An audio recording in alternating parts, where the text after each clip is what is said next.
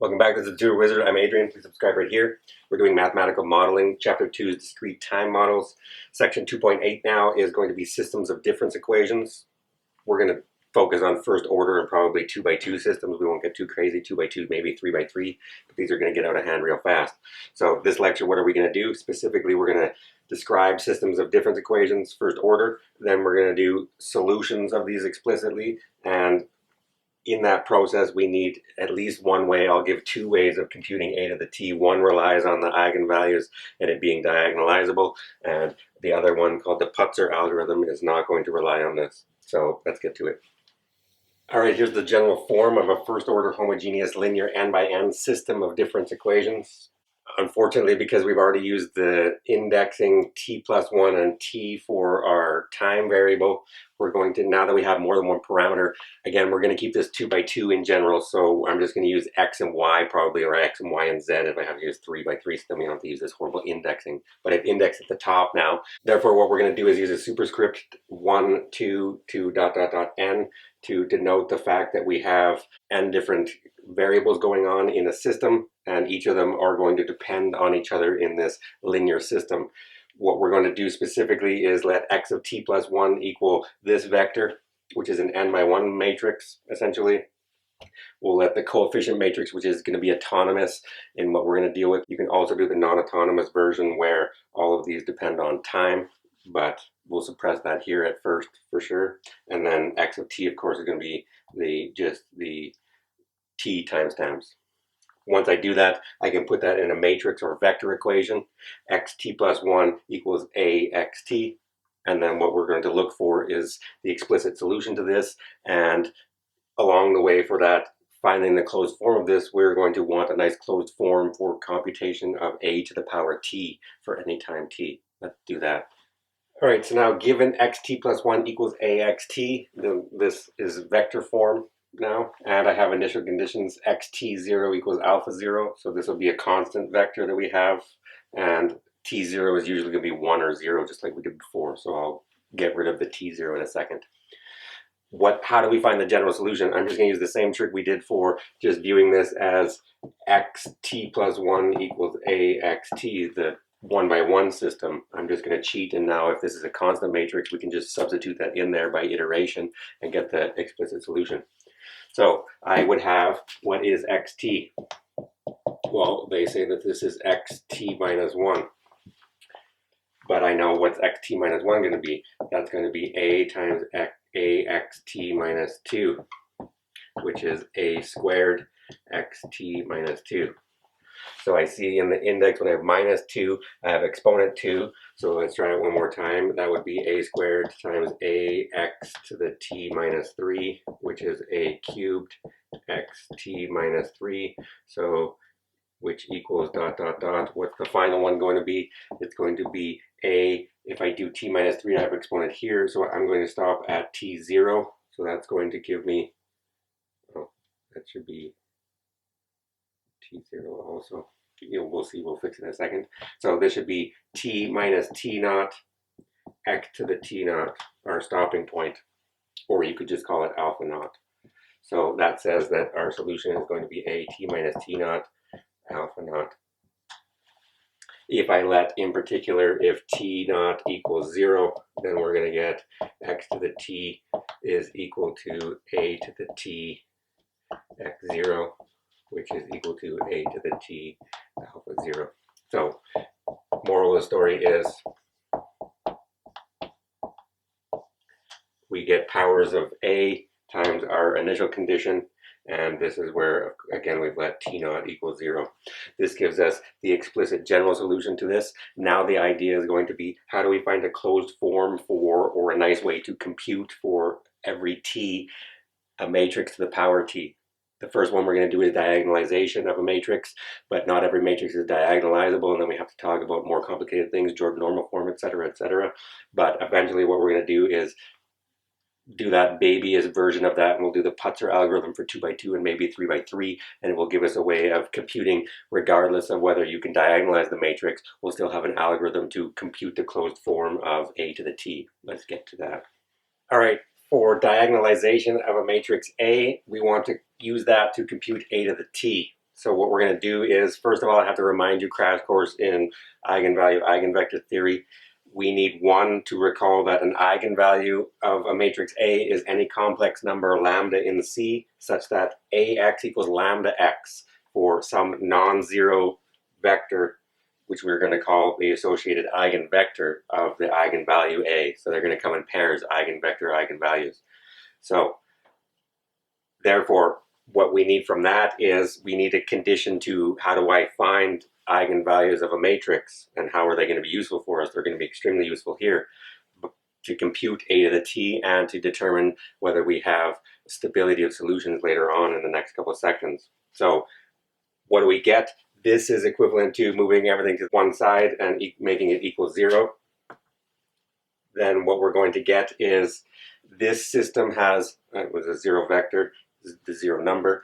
This system has non-trivial solutions. It always has a trivial solution because it's a homogeneous system, but it has non-trivial solutions if and only if the determinant of this guy is 0, and therefore that gives us necessary and sufficient conditions for finding eigenvalues. This is called the characteristic equation, and then this associated, the right-hand side is usually called P of lambda, which is the characteristic polynomial. The characteristic polynomial is in fact a polynomial of degree n for any n by n matrix A, and it's called the characteristic polynomial. What this essentially says is you're an eigenvalue of the matrix A if and only if you're a root of the characteristic polynomial. So we're going to compute this determinant. It will give us a polynomial in lambda, and then we have to do the hard game of factoring polynomials and finding all the complex eigenvalues up to multiplicity. Let's do an example of that. All right, example 1, we're going to find the eigenvalues and eigenvectors of this matrix A, which is 10, negative 24, 4, negative 10. 2 by 2 matrices we'll focus on primarily. At least we have the quadratic formula for these. 3 by 3, we have the Cardano formula. Degree 4, we have Tartaglia, and then from there on, we don't have hope in general to solve explicitly for the roots. But for 2 by 2, we have the quadratic formula, so let's do that. What do we have? We want to say that lambda in C is an eigenvalue of A if and only if we saw that the determinant of A minus lambda I equals 0, or lambda I minus A, it doesn't really matter, but explicitly for us, that's going to give me what? The determinant of lambda minus 10, or sorry, I always do lambda minus A, I'll do A minus lambda I, it doesn't really matter, but we have A, which is 10 minus lambda, negative 24, 4, negative 10 minus lambda, and that has to equal 0. To compute the determinant of that, explicitly what we have is we have 10 minus alpha, negative 24, 4, negative 10 minus lambda equals 0. Now we're just going to do AD minus BC to compute a 2 by 2 determinant. That is going to give me 10 minus lambda, negative 10 minus lambda, plus 4 times 24, which will be 96, equals 0.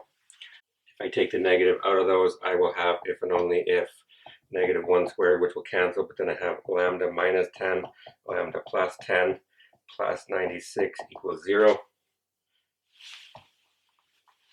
That's going to give me lambda squared minus 100 plus 96 equals 0. So that says lambda squared minus 4 equals 0. And so we're going to get lambda equals plus or minus 2. How do we compute? From knowing that we got lambda equals plus or minus 2, how do we compute the eigenvalues? We'll do them one at a time, but let's move everything up. So we now know our eigenvalues are lambda 1 equals 2 and lambda 2 equals negative 2. From that, we now have to solve for lambda 1 equals 2. We need to solve the determinant or the system lambda I minus A. So what is that going to be? Remember, it was 10 minus lambda, negative 24 is the matrix in general, 4, negative 10 minus lambda. So this time lambda is 2. So we're going to get 10 minus 2 is 8, negative 24. And then here we're going to have 4, and 10 minus 2 is negative 12. And then what we're trying to solve is x1, x2 equals 0.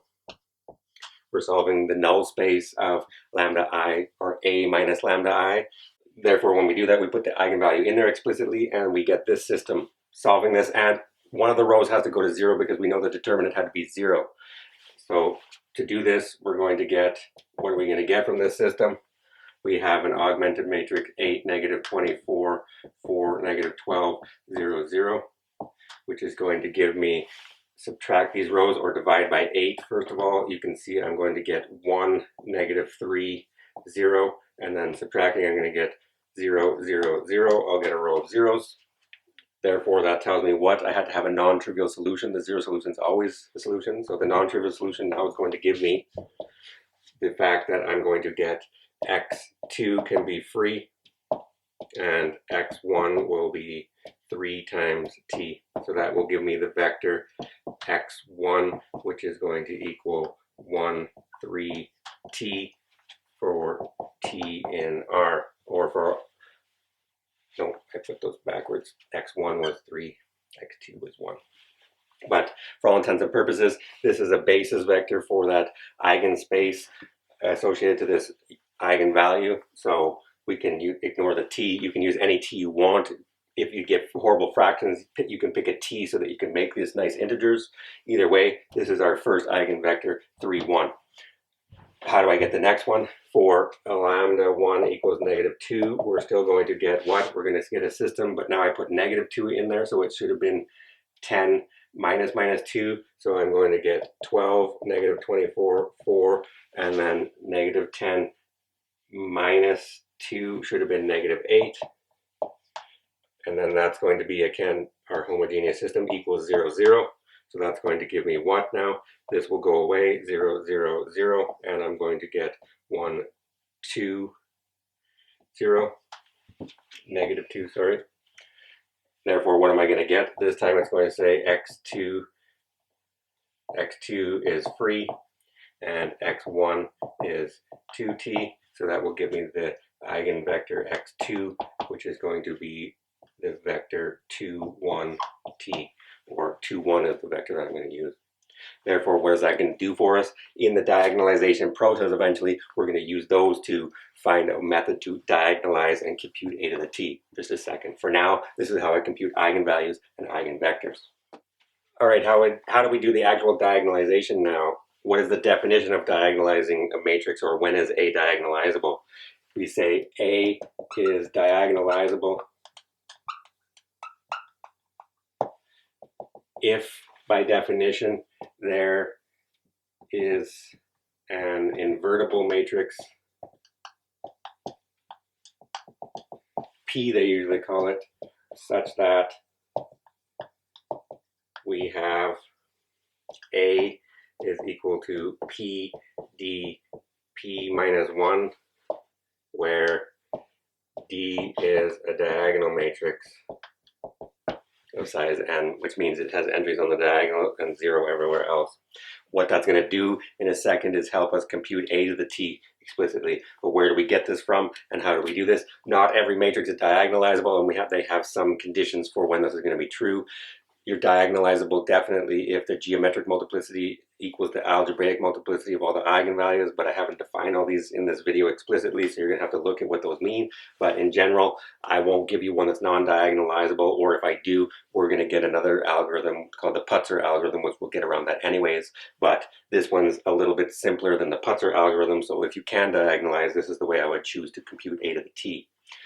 First of all, what do we get from this? The matrix P, it turns out, P is going to be x1 to xn with xi an eigenvector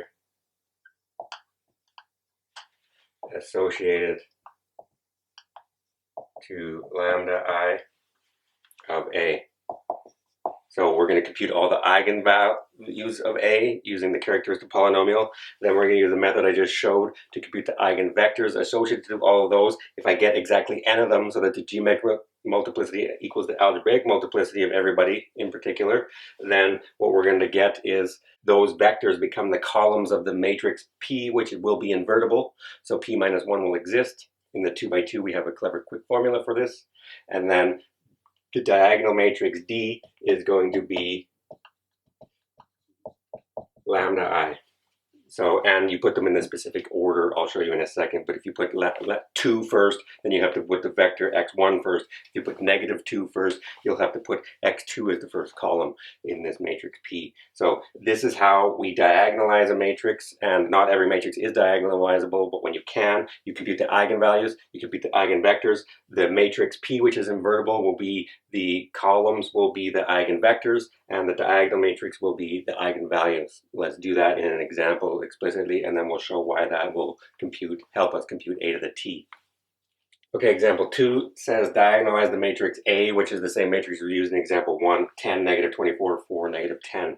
First of all, I already know from example 1 that lambda 1 equals 2 had eigenvector x1 equals 3, 1, and lambda 2, which was negative 2, had eigenvector associated to it as 2, 1.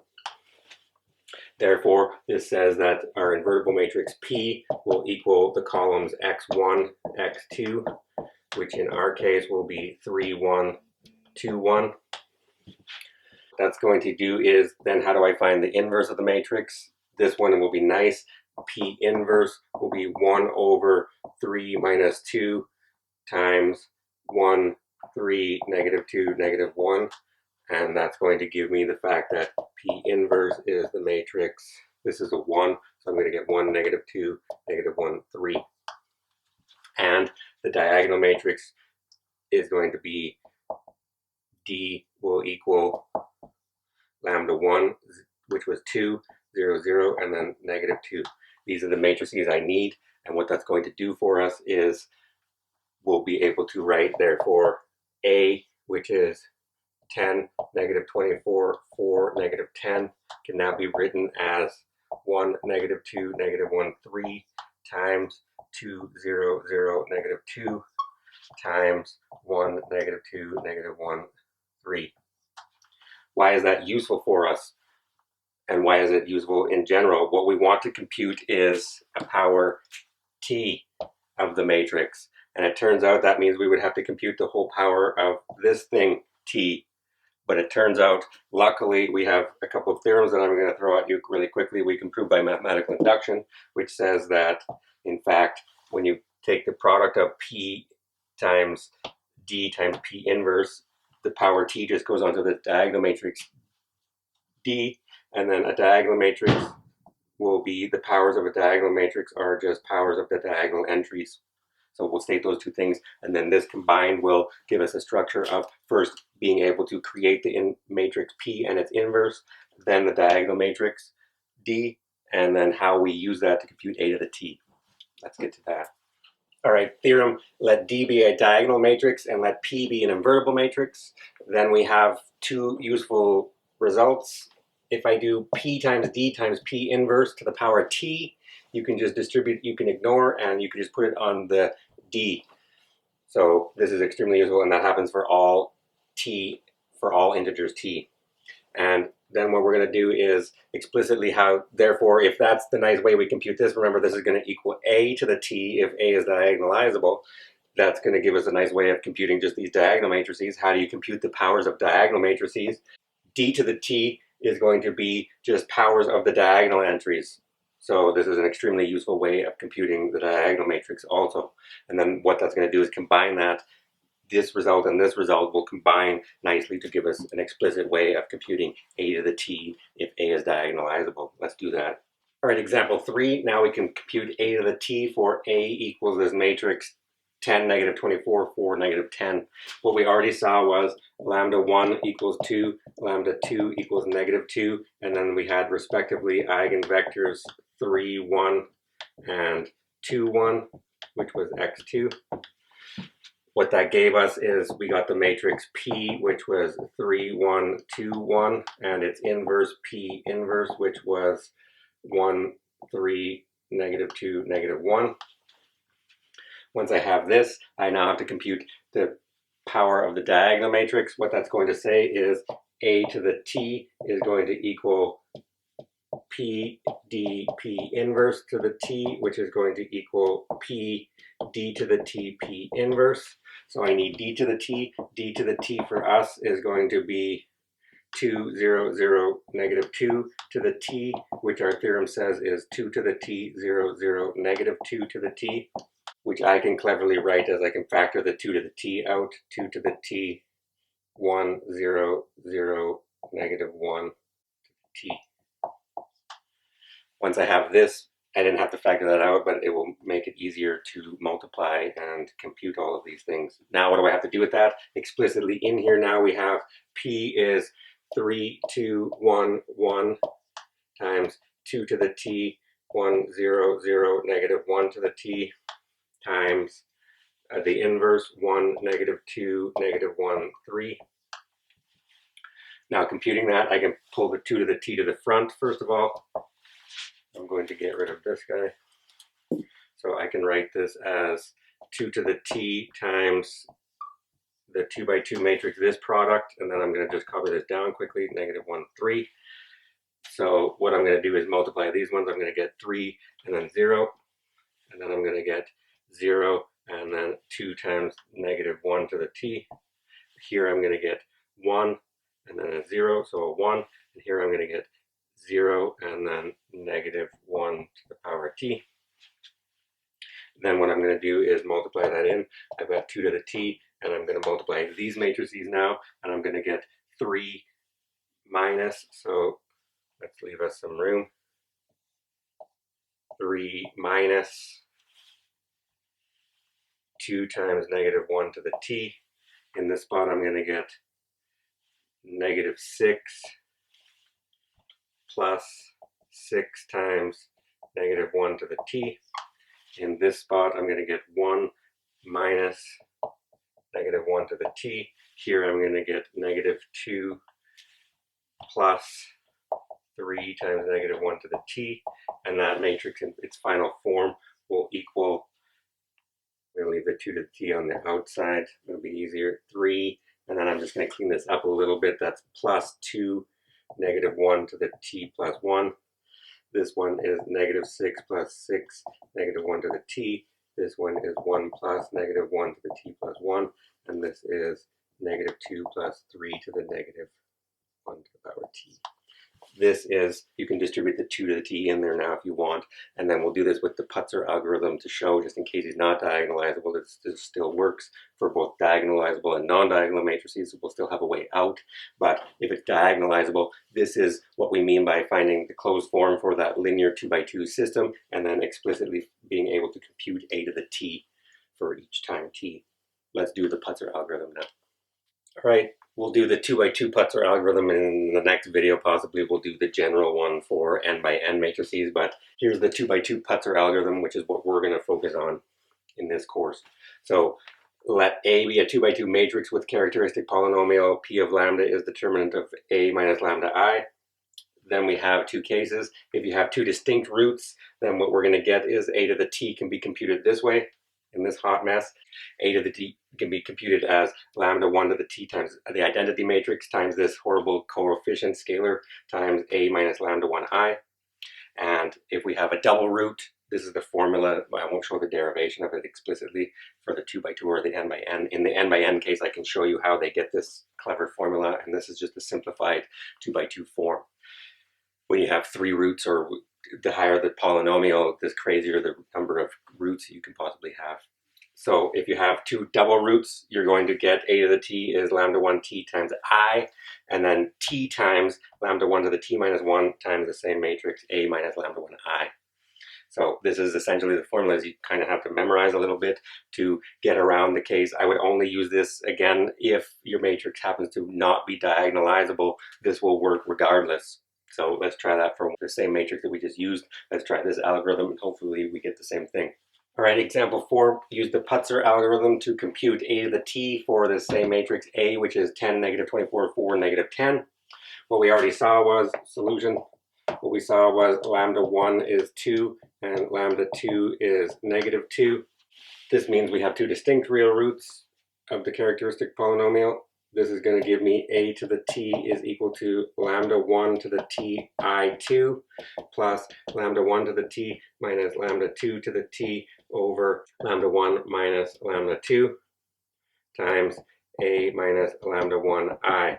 Try to regurgitate the formula you have to memorize, and then we're going to plug everything in. What does that give us for us explicitly? This is going to be equal to lambda 1 is this guy, so 2 to the t times the identity matrix 1, 0, 0, 1, plus, now we're going to get 2 to the t minus negative 2 to the t over 2 minus minus 2 times a minus lambda I. A minus lambda I is going to be 10 negative 24 4 negative 10 minus 2 0 0 2 because our eigenvalue is 2, and so that's going to give me the matrix 8 negative 24 4 negative 12.